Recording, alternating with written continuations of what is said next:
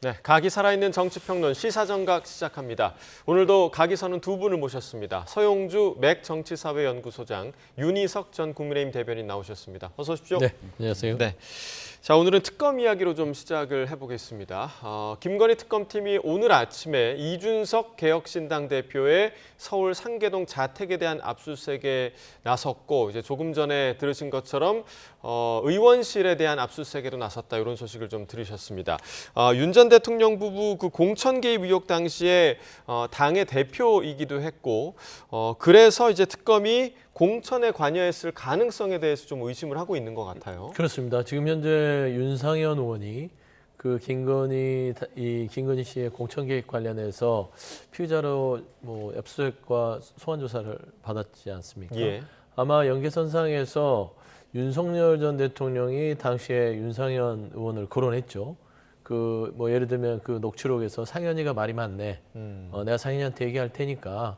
이런 식으로 얘기했고, 당시 김건희 씨도 어떤 여러 가지 명태균 씨와 전화를 하면서 이름을 밝히지 않고 그냥 조용히 기다리시면 잘 될 것 같아요. 이런 이제 녹취가 확보된 상태입니다.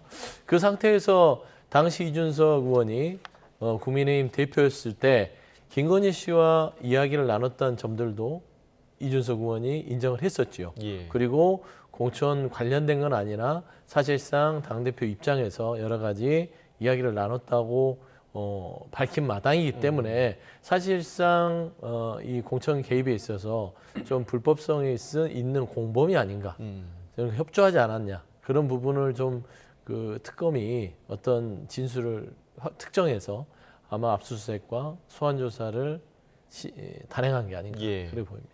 그 이준석 대표는 지금 지역구가 동탄이잖아요. 네. 근데 이제 상계동 그 본가를 압수수색한 이유, 그리고 의원이 되기 전 일인데 의원실을 압수수색한 이유는 뭐냐, 이런 의문도 좀 나올 것 같아요. 예, 저도 그 수사 실무를 잘 알지 못해서 시간이 많이 지난 어떤 사건에 대해서 압수수색을 현재의 어떤 주거지라든지 사무실에 대해서 하는 것을 잘 이해는 못하겠습니다. 예. 물론 전에 쓰던 것을 가져와서 쓰니까 어떤 파일이라든지 이런 게 발견될 수는 있겠는데, 어쨌든 압수수색을 하려는 목적은 적어도 그걸 통해서 뭔가 증거를 잡으려고 하는 거니까 현재 주거지라든지 또 이제 주로 서울에서는 그 본가에 이준석 의원이 주로 있다고 하니까 아마 그런 차원에서 동탄이 아닌 서울 주거지 그리고 현재 의원실 이렇게 압수수색을 한 게 아닌가, 이 정도로 추정해 보겠습니다. 예, 이번에 그 특검이 칠불사 회동에 대해서도 들여다본다라고 이제 알려져 있는데, 이게 구체적으로 좀 어떤 회동입니까? 그러니까 김영선 전 의원하고 두 번 엮인 거죠. 지금 서영주 소장이 말씀하신 것은 22년도에 있었던 김영선 전 의원의 보궐선거를 통한 국회 재입성, 그 그렇죠. 과정에서 국민의힘 대표로서 과연 그런 공천에 관여했느냐, 그게 하나 있고요. 두 번째는 이준석 의원이 개혁신당을 따로 차려서 나와서 거기서 총선을 치를 때 작년 봄 3월 1일, 3월 2일 요때 그때 이제 김영선 의원이 저희 당에서 공천이 불투명하니까 아마 개혁신당 쪽에서 비례의원 타진을 했던 걸로 보여요. 그때 칠불사라는 곳에서 이준석, 천하람, 김영선, 명태균 이런 분이 모여서 비례 공천 관련해서 얘기를 했다는 거 아닙니까? 그 사진도 있고요. 그러니까 이제 그 회동이 좀 석연치 않으니까 그 과정에서도 좀 어떤 혐의점이 있지 않나, 이런 부분을 특검이 조사하겠다, 이렇게 저는 보고 있습니다. 예, 지금 말씀해 주신 대로 이제 이준석 대표가 김영선 전 의원과 이제 두 번 엮인 그런 셈인데, 오늘 그 특검의 압수수색 소식이 전해지고 이준석 대표는 오늘 아침 한 인터뷰에서 유감 표명 입장을 밝히기도 했습니다. 그 내용을 들어보시겠습니다. 저희 입장에서는 굉장히 시기가 공교롭다. 이렇게 전당대회 끝나고 나가지고 오늘 이제 보통 당 지도부의 새로운 운영 계획이나 이런 것들을 얘기하고 언론도 그런 데 관심이 있어야 될 상황인데, 이걸 압수수색을 이게 제가 봤을 때는 제가 현행범도 아니고 그런 상황에서 이렇게 급작스럽게 진행할 필요가 있느냐, 오해 살 일을 안 했으면 좋겠어 특검이, 그런 생각을 합니다. 특검 입장에서는 아마 윤석열 대통령이 뭐 윤상현 대통령과 어떤 얘기를 했는지 예. 저랑 무슨 얘기를 했는지 이런 걸 좀 궁금해 할 텐데 지난번에 제가 11월 달인가요 작년에 그때도 이미 검찰 측에 한번 그 나와달라 해가지고 출석해가지고 뭐 이런 얘기 했고 이런 얘기 안 했다를 명확히 얘기했거든요. 그런데 아무래도 수사 주체가 바뀌다 보니까 네. 여기도 또 확인할 게 있나 이런 걸 생각합니다. 네, 지금 이준석 대표가 시기가 공교롭다고 얘기하는 게 어제 개혁신당 전당대회가 있었고 네. 오늘 최고위 첫 회의가 열리는 날인데 이렇게 왜 급작스럽게 압수수색을 하느냐라는 얘기거든요. 어떻게 좀 이준석 의원이 좀 당황한 듯한 모습입니다. 사실상 특검이 개혁신당 전당대회 신경도 쓰지 않죠. 그 일정을 다 깨가면서 수사하지 않잖아요. 예. 뭐 여러 가지 사람들의 수사의 절차에 따라서 공천 개입에 관련된 게 국민의힘의 의원들이 주 타켓이었고 그다음에 증거와 증언 자체는 이미 확보되어 있는 상황이기 때문에 차근차근 부르는 거고 명태균 씨도 원래 불러서 조사를 하려다 일정이 틀어졌잖아요. 예. 그래서 저는 특검이 본인들 스케줄에 맞춰서 가는 것이지 이준석 의원의 개혁신당의 당대표 선출과는 무관하다. 근데 그걸 이제 이유 삼아서 뭔가 공교롭다고 하는 것은 좀 당황하지 않았냐 예. 싶고요.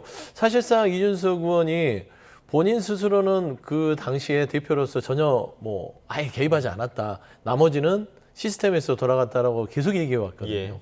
근데 특검이 공천 개입 공범 피의자로 적시를 했더라고요. 그럼 이게 피의자로 적시가 됐다는 것은 사실상 피의자 혐의에 대한 부분들을 특정을 했다는 거 아니겠습니까? 그러면은 증거라든지 아니면 뭐 카카오톡 문자라든지 아니면 증언이라든지 이런 게 구체적으로 나왔기 때문에 예. 피의자를 적시해서 압수수색이 진행됐기 때문에 사실상 이준석 의원 자체도 당시 당대표로서 좀 고약하긴 하겠으나 당시 공천 개입이라는 자체 이 공천 개입이 왜 문제가 되냐면 민주주의 시스템에서 공당은 공천이라는 것들이 민주적인 기본 질서에서 조직되고 활동이 돼야 되는데 외부적에서 들어와서 공천이 이루어졌다면 그 시스템을 깼다는 이유만으로 불법적인 행위가 됩니다. 그래서 예. 그런 부분의 행여라도 마지못해 했다더라도 이거는 불법적인 행위가 되기 때문에 일단은 조사를 통해서 이준석 의원은 이 부분에 대해서 충분한 소명을 하지 않으면 예. 재판까지 갈 수도 있는 상황이 됐다. 좀 그렇게 보입니다. 자, 말씀해 주신 대로 지금 그 이준석 대표 같은 경우는 참고인이 아니라 피의자로 지금 적시된 상황이고 그런데 이제 개혁신당에서는 야당 탄압이다, 망신주기다 이런 반응을 보였는데 개혁신당과 이준석 대표의 반응 좀 어떻게 보셨습니까? 일단 개혁신당 입장에서는 전당대회 끝나고 바로 이제 처음으로 새 지도부가 최고위원 회의 해야 되는 날에 압수수색에 들어와서 아예 회의를 못 하지 않았습니까? 예. 그러니까 당연히 이제 그런 반응을 할 수 있는데 역으로 좀 생각해 보면 그럼 특검이 왜 이렇게 했느냐? 첫 번째 특검은 기한이 정해져 있기 때문에 시간이 없어요. 그 다음에 그래도 전당대회 전에 안 했다고 봐야 합니다. 빨리 서두를 거면 전당대회 전에 또는 중간에라도 할 수 있었던 건데 특검이 거기까지는 그래도 감안을 해준 것이고 전당대회 끝났으니까 바로 들었다 이렇게 봐야 되겠죠. 아, 오히려 감안을 해준 것이다. 예, 저는 그렇게 봅니다. 예. 특검 입장에서만 생각한다면. 그렇기 때문에 이 시기가 공교롭다는 게 아니라 어쩔 수 없이 오늘 들어올 수밖에 없었다. 늦어도 내일 들어왔을 겁니다. 그런 이제 하루 이틀 사이니까 그 부분은 그 정도로 정리가 될 것 같고요. 예.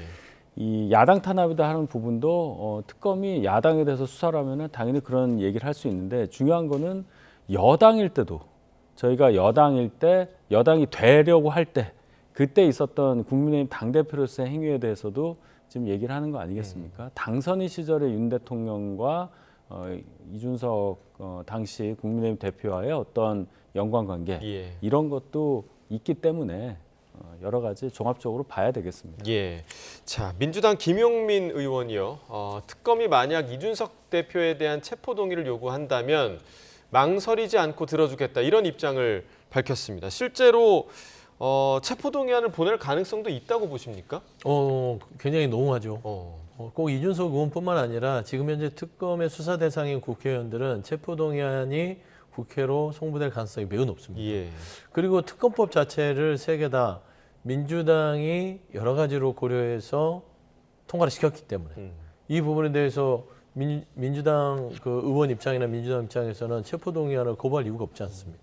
특검 수사는 말씀한 대로 기한이 정해져 있고 예. 수사를 신속하기 위해서는 인신의 구속이 필요하다는 요청에 대해서 국회의원의 이유만으로 동료의원의 이유만으로 그거를 막아설 수 없기 때문에 일단은 김용민 의원이 공개적으로 얘기한 것들은 사실 막아설 마음이 없다.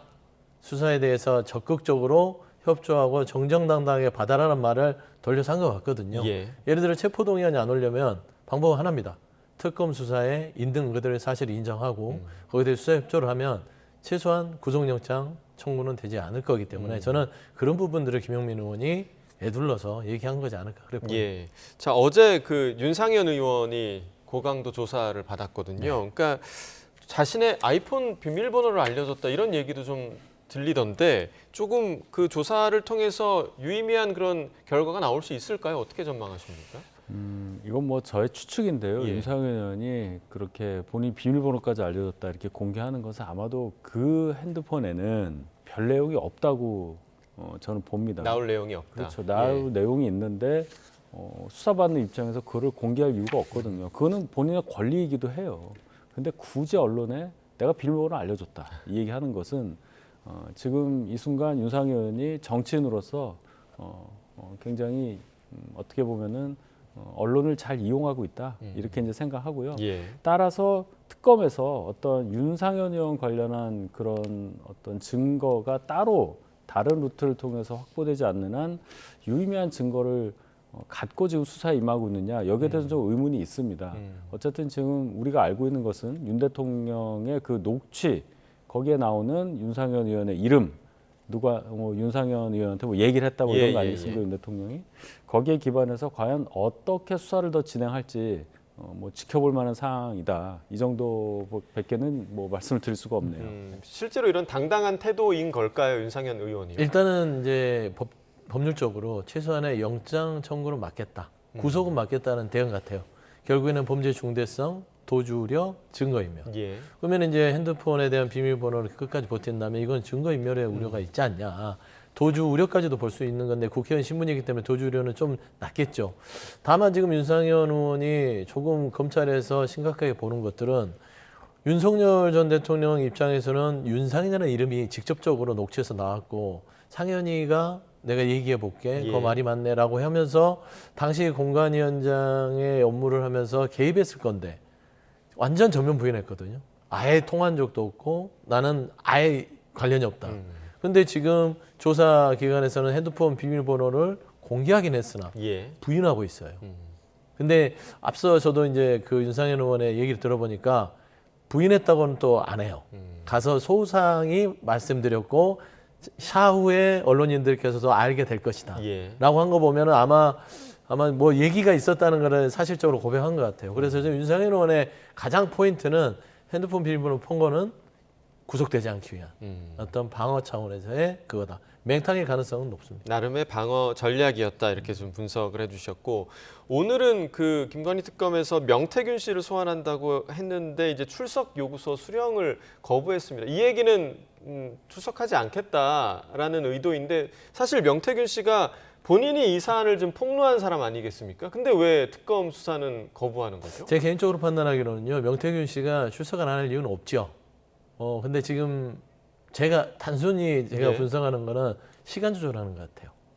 예, 특검의 수사 속도와 자기가 생각하는 속도, 그러니까 특정인을 본인이 관여된 사람이 많잖아요. 윤상현, 이준석, 뭐 홍준표, 오세훈 쭉 예. 이렇게 명태균 리스트들이 있어요. 김건희, 윤석열이 가장 중심에 있고요.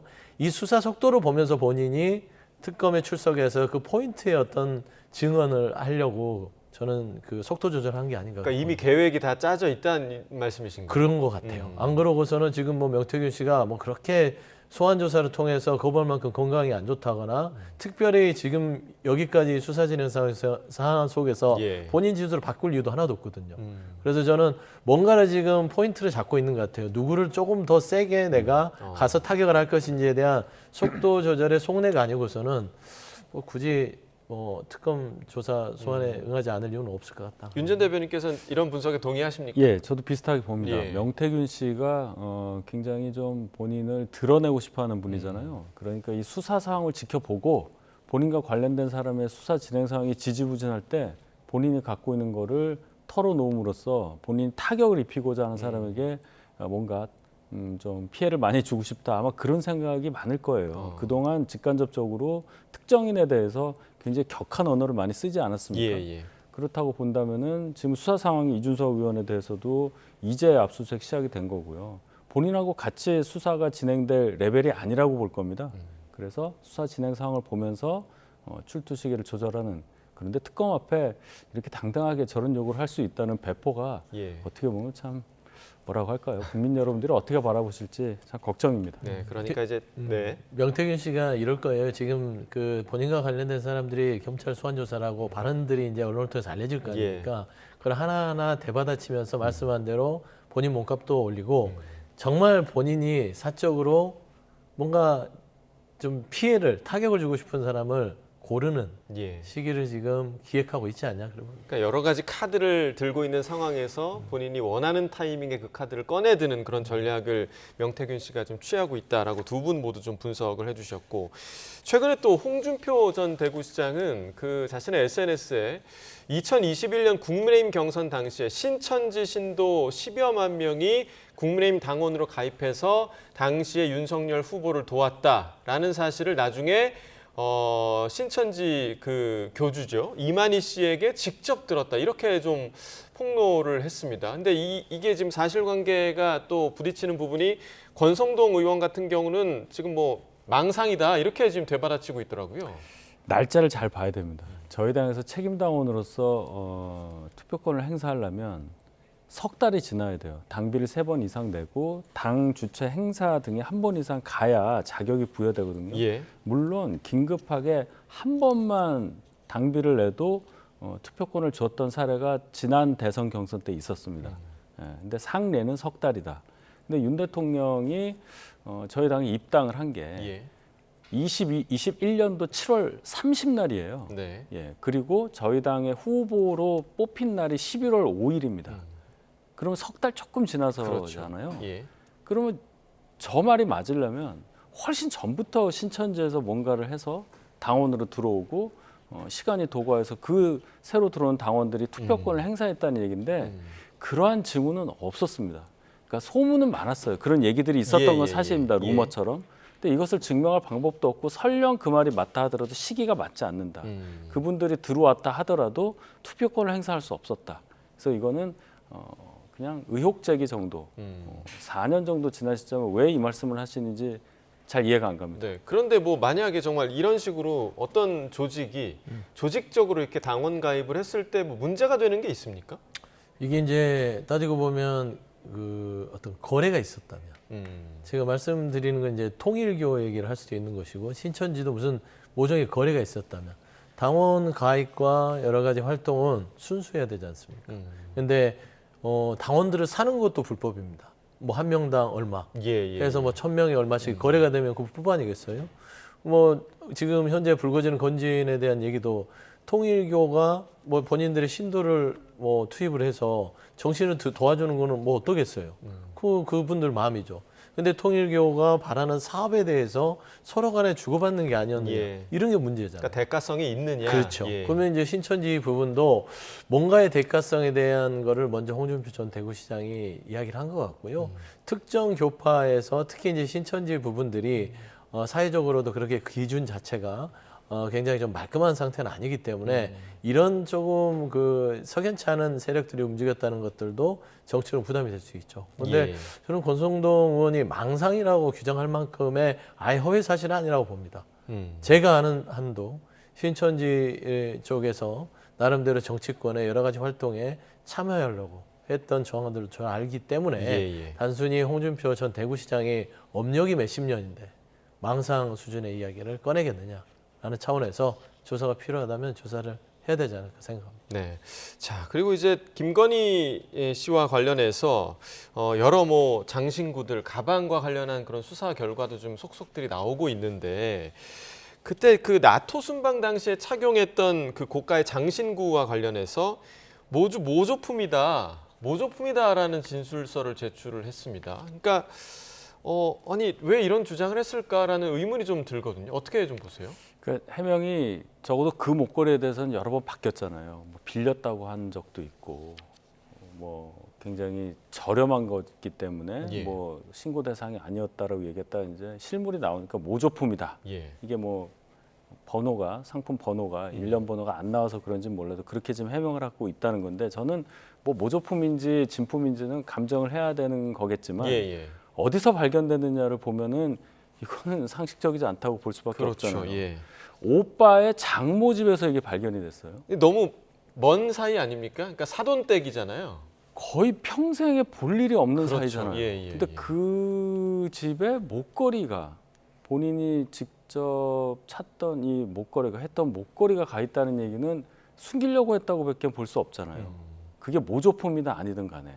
그러니까 일단 발견 장소부터가 석연치 않다. 그러면 왜 그 집에 그 모조품이라고 주장하는 것이 가 있느냐 여기에서 이 부분을 답변을 잘 해야 되겠죠. 예. 그렇다면 역으로 보면 모조품이 아닐 가능성이 높은 것이고 그렇다면 모조품이 아니고 진품일 경우에 이 거래 관계가 이 진품 이 목걸이를 취득하거나 또는 가지고 있었던 그 연유가 대단히 석연치 않다. 이것을 방증하는 것이다. 이렇게 생각합니다. 모조품이라면 숨길 이유가 없다라는 이야기시고 정말 그 발견한 그곳 그러니까 바꿔 생각하면 특검이 김건희 씨의 오빠의 장모의 집까지 가서 수사를 했다는 거 아니에요? 압수수색. 그러니까 그 범위가 상당히 좀 광범위하다는 얘기인데 어떻게 거기까지 또 가게 됐을까요? 아마 첩보가 있지 않았을까 싶어요. 그다음에 김건희 씨 오빠가 여러 가지로 그 김건희 씨가 활동하는 옆에서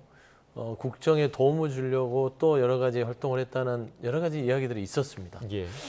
그러면 이제 그 오빠와 관련이 되는 사람은 장모겠죠. 그러니까 사돈이죠. 김건희 씨한테는 멀지만 김건희 씨 오빠에게 가까운 사람이 장모일 겁니다. 그러면 이제 오빠에게 전달이 돼서 그쪽으로 갔을 수도 있고요. 그래서 저는 그런 부분에서 특검이 첩보를 통해서 압수에 나서지 않았을까 추측이 가능한데 중요한 거는 모조품이든 진품이든 간에 이게 김건희 씨가 밝히고 있는 이 목걸이의 취득 과정이 일관성이 없잖아요. 일단 일관성이 없다는 건 석연치 않다. 예. 숨기고 싶었다라는 것입니다. 빌렸는데 나중에 빌린 것도 있고 소상공인한테 샀다. 그 다음에 나중에 모조품이다. 그러면 이제 모조품이면 이게 죄가 없느냐? 그럼 예를 들어서 누군가가 청탁을 했는데 그게 모조품이에요. 그러면 그 소공개 김건희 씨가 죄가 없는 게 아니라 받은 게 죄죠. 그렇죠. 예. 그러니까 모조품을 준 사람이 죄는 아니죠. 우리가 지금 특검에서 보는 거는 청탁이 됐거나 뭐가 오고 갔냐입니다. 예. 제가 예를 들어서 뭐 사과를 한 10박스를 100박스를 주더라도 그 사과가 시들었냐 썩었냐 이게 중요하지 않아요. 줬으면 받았냐. 예. 이거기 때문에 이 모조품 부분에 있어서는 조금 국가적으로 망신이긴 합니다. 사실이라면. 하지만 이게 이 취득 과정 속에 있는 것들을 숨기기 위해서 말씀한 대로 사돈집에다가 그거를 왜 했냐 그거죠. 모조품은 버리면 되잖아요. 석연치 않으면 누구를 주면 되는데 아니면 유경옥 행정관에 예. 주든지요. 수고했으니까 너 써라. 근데 그것도 아니고 사돈집에 숨겨놨다가 발견이 된다는 건 뭔가 이 목걸이가 이 사건과 연계될 가능성이 높고 숨겨야 될다는 이유가 충분했다라는 차원에서는 일단은 조금 여러 가지로 해프닝처럼 보이긴 하나 예. 특검팀이 어떤 단초를 잡은 거는 분명하다 그래 보입니다. 그러니까 이제 이 사안의 본질에 조금 더 집중해야 된다는 말씀이셨고, 그러니까 신발 얘기도 그렇습니다. 왜냐하면 신발 얘기가 나왔을 때 저희가 뭐 신데렐라 수사다, 뭐 이 신발 사이즈를 맞춰야 된다, 뭐 이 얘기를 굉장히 좀 많이 했었는데 보니까 그 샤넬 신발 같은 경우는 250mm였고, 특검팀이 이제 압수수색 과정에서 봤던 김건희 씨의 실제 구두 크기가 260mm였다. 요런 지금 10 정도의 차이가 난다. 근데 이게 사실 신발 크기가 문제는 아닌 거잖아요. 어떻게 좀 보세요? 저도 참 이 해석을 어떻게 해야 될지 모르겠는데 뭐 샤넬이라는 브랜드는 다른 신발들보다 사이즈를 조금 더 넉넉하게 그렇게 제조한다고 볼 수도 있는 거고 예. 아니면 이 신발을 그럼 중간에 다른 사람이 신으려고 빼돌렸다는 얘기가 돼요. 그러니까 이게 참 어려운 얘기인데 일단 실물이 있어야 되고 실물이 어디서 발견되느냐. 그래서 누가 이것을 신었느냐 여기까지 밝혀야 이 모든 전모는 알려질 수밖에 없는 거기 때문에 지금 단계에서 이것이 사이즈가 다르니까 김건희 여사한테 간 게 아니구나라든지 중간에 누군가 배달 사고를 냈다든지 예. 뭐 누군지는 뻔하잖아요. 누가 가져갔는지는. 그러니까 이 부분은 특검에서 정말로 세게 밝혀야 하는 부분이 나왔다 이렇게 봐야 되겠죠. 예. 그러니까 이제 누가 뭐 신었냐라는 문제도 문제지만 왜 이런 일들이 이런 물건들이 오갔느냐를 밝히는 게 가장 중요한 문제가 되지 않을까요? 네, 그 부분에 좀 신경을 써서 좀 봐야 할 문제인 것 같고요. 자, 그리고 지난주에 한 법원의 판단이 나오기도 했습니다. 그러니까 지난 비상계엄으로 정신적 피해를 본 시민들에게 윤 전 대통령이 1인당 10만 원씩의 위자료를 물어줘야 한다. 이런 법원의 판단이 나오기도 했는데요. 좀 이게 실제로 그럼 이 소송에 참여한 시민들에게 10만 원씩 돌아가게 되는 겁니까? 일단은 뭐 대법원 확정 판결 전까지 뭐 이제 항소를 할지 안 할지 예. 모르겠으나 일단은 법원에서 10만 원씩 줘라 104명에게 하는 것이고 또 이 별건 외로 한 10,000명 정도의 시민들이 또 위자료 청구 소송을 한다고 예, 하더라고요. 예, 예. 사실 이 부분을 법원이 인정해 주는 걸 저는 상식적으로 이해는 됩니다. 사실 12월 3일부터 6월 3일이라는 이 6개월 동안 대한민국이 정지돼 있었다고 해도 과언이 아니고요. 사실 이 각각 개인 시민의 일상들이 도둑맞은 셈이잖아요. 시간을 도둑맞았어요. 제가 써야 될 시간 누구 때문에? 윤석열 전 대통령의 비상계엄 때문에 정상적으로 해야 될 시간들이 흐트러진 거잖아요. 예. 그러면 난 그 시간 좀 보상해줘.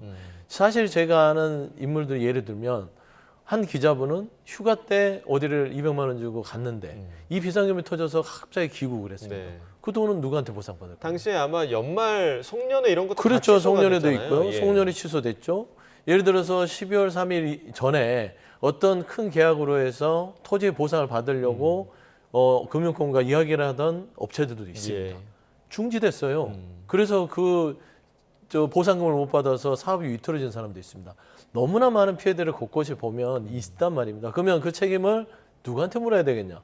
윤석열이라는 당시 비상계엄의 결정권자인 대통령이 잘못했기 때문에 수많은 피해를 줬다고 저는 법원이 판단했다고 봐요. 예. 그게 104명이지만 많게는 10,000명, 더 많게는 한 10만 명도 될 수 있다. 좀 적절한 판단이었다 봅니다. 네, 뭐 액수가 중요하다기보다는 법원이 이런 판단을 내렸다는 그 의미 자체가 좀 상당한 것 같고요. 자, 이제 양당의 이야기를 좀 넘어가 보도록 하겠습니다. 국민의힘 이야기 먼저 해보겠는데요. 지금 국민의힘 전당대회 출마를 선언한 인물이 지금 7명 정도 됩니다. 자, 일단은 이번 전당대회의 구도 어떻게 좀 보고 계십니까? 간단히 말씀드려서 참 이런 단어 쓰기가 그런데 전환기를 기준으로 딱 둘로 나뉘었다 이렇게 보시면 되겠습니다. 예. 뭐 기존에는 뭐 반 탄핵이냐 찬 탄핵이냐 해서 뭐 찬탄 반탄 이런 얘기를 했는데 줄여서 요번에는 반길이냐 찬길이냐 이걸로 딱 나뉘어 있다 예. 이렇게 저는 해석을 합니다. 그러니까 이 문제적 인물이 저희 당에 입당을 했는데 여기에 대해서 갖는 태도를 기준으로 수구 세력이냐 개혁 세력이냐 그리고 계엄과 탄핵에 대해서 어떤 입장을 갖고 있느냐 또 더 나아가서는 부정선거에 대해서 어떤 인식을 갖고 있느냐가 정확하게 나뉘어진다는 얘기예요. 예. 그래서 뭐 다른 질문할 것 없이 그 문제적 인물에 대한 어떤 태도 이것만 봐도 딱 나뉘어 있기 때문에 과연 그러면 그 찬 반 나뉘어 있는 그 후보들에 대한 지지도가 어떻게 나오느냐? 그러면 이제 당원들이나 또는 저희 당을 지지한다고 하시는 분들의 의사가 어디에 쏠려 있느냐를 볼 수가 있는 것이 되겠죠. 예. 그런데 너무나 참 말씀드리기가 어려울 정도로 저희 당의 그 변화 없는 더 뒤로 퇴행하는 듯한 모습이 전당대회를 통해서 그대로 노출된다는 이런 차원에서 대단히 국민들께서 보시기에 안 좋은 상황만 연속되고 있어서 전당대회에 대한 관심도가 자꾸만 떨어지고 있다. 이 점은 대단히 우려할 만한 부분이라고 봅니다. 네, 우려와 또 아쉬움의 지점을 좀 말씀을 해주셨는데 이와 관련해서 오늘 그 장동혁 의원 전당대회 출마 선언을 했죠. 장동혁 의원이 한 이야기를 좀 듣고 이야기 나눠보겠습니다.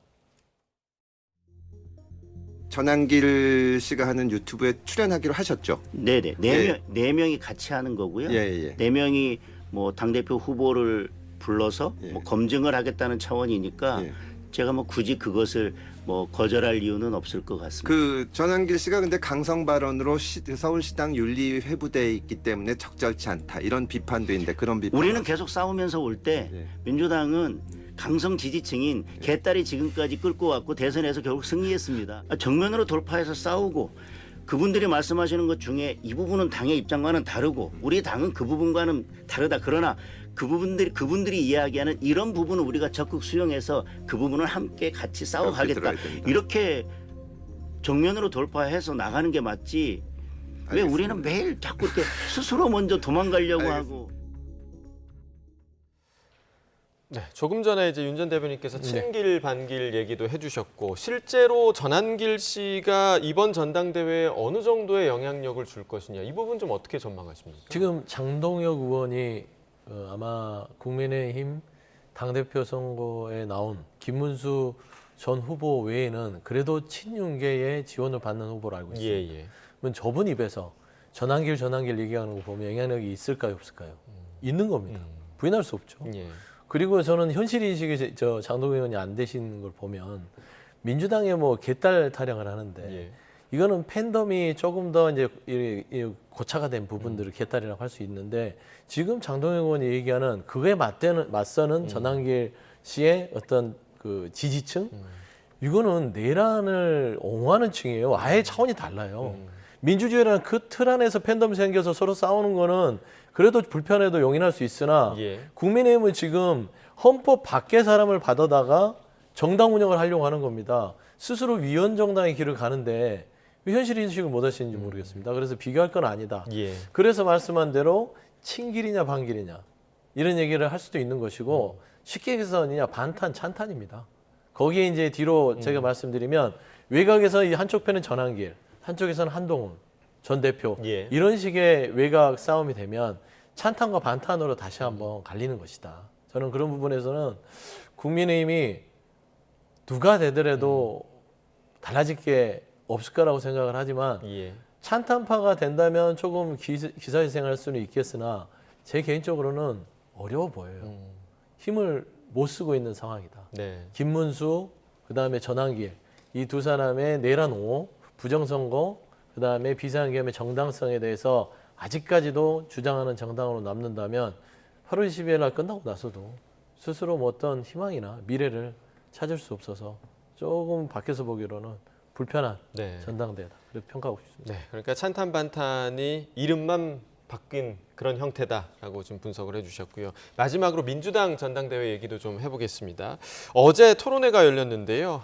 정청래, 박찬대 두 후보가 미묘하게 좀 다른 의견을 전달하는 모습도 좀 보였습니다. 이 모습 함께 보시겠습니다. 이재명 정부 1기 내각 인선을 평가하자면 100점 만점에 몇 점을 주실지. 이재명 대통령의 인사 철학과 용인술의 실용적 통합적 인사가 반영된 것 아닌가 이런 생각이 들어서 사실 높은 점수를 드리고 싶습니다. 그런데 문제는 지금은 우리가 점수를 매길 때가 아니지 않는가. 성과를 보고서 점수를 드려야 되지 않을까 이렇게 생각이 됩니다. 90점 이상 99점까지 점수를 주고 싶습니다. 100점 만점에. 왜 그러냐면요. 실사구시형 내각이었다. 그리고 송민영 장관 유임을 시켰듯이 과거에 무엇을 했든 현재 앞으로 잘할 장관이라면 과감하게 발탁한다라는 거였고요. 안규백 민간인 출신 국방부 장관을 임명을 했고요. 그리고 한반도 평화 통일 정책이라면 둘째가라면 서로 할 정동영 통일부 장관을 다시 두 번째 임명을 했습니다. 이런 걸로 보아서 굉장히 잘한 인사라고 생각하고 권오을 보훈부 장관도 매우 잘한 인사라고 생각합니다. 카운터 파트너로 나와 가장 호흡이 잘 맞는 사람은 없다. 저랑 맞는 당대표는 없을 것 같습니다. 왜냐하면 저는 협치보다 내란 척결이 우선이다. 결론부터 말씀드리면 저도 지금까지 출마했던 그 후보들 중에는 협치의 대상자는 없는 것 같습니다. 자, 일단 두 후보 모두 그 이재명 정부 내각 인선에 대해서는 후한 점수를 줬고요. 반면에 국민의힘에 대해서는 협치의 대상으로 보지 않는 것 같은 느낌이 좀 듭니다. 어떻게 좀 보셨습니까? 안타깝죠. 저희를 그래도 상대로 봐주셔야 되는데 네. 그래도 좀 결은 달라 보입니다. 두 분이. 박찬대 후보는 아무래도 국정운영 논리에 치중한 말씀을 하는 걸로 보이고요. 예. 정청래 의원은 뭐 명불허전, 진영 논리 그대로 선명한 메시지를 전달하는 데 주력하는 걸로 보입니다. 뭐 99점 얘기하잖아요. 예.